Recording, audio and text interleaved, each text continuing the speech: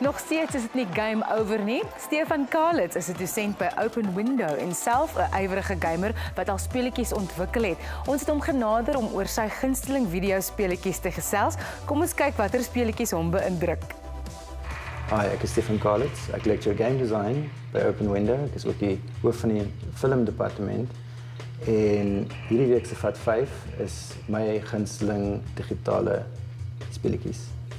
Nommer 1, my gunsteling platformer was Abe's Odyssey.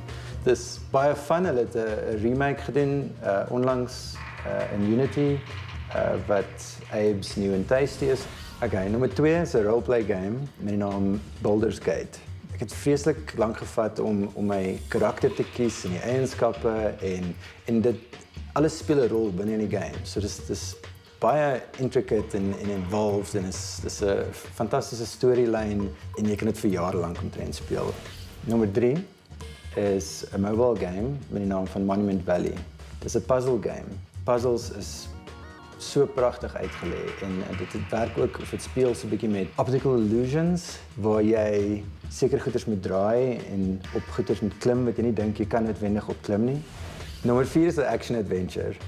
Dis 'n vreeslike lekker genre om te speel want jy het volle beheer oor wat die karakter doen. Jy kan op goeders klim, jy kan perd ry en jy sien ook jou karakter van 'n derde persoon angles. Die een wat ek die meeste geniet het omdat dit een van die eerstes was waar jy so verskeidenheid van goeders kon doen was Assassin's Creed. En nommer 5, die game is Hearthstone. Dis is 'n card game, maar dit is Magic the Gathering waar jy sekere hoeveelheid kristalle moet hê of moet betaal om 'n kaart uit te lê en daar's miljoene mense wat dit speel. Maar dit is verskriklik frustrerend want jy speel in real time teen regte mense. Dis moeilik. Okay, dit was hierdie week se Vat 5 en my gunsteling games.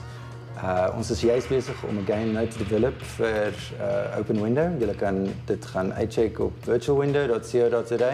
Check uit, dit is nog 'n early development, maar behoort goed te wees.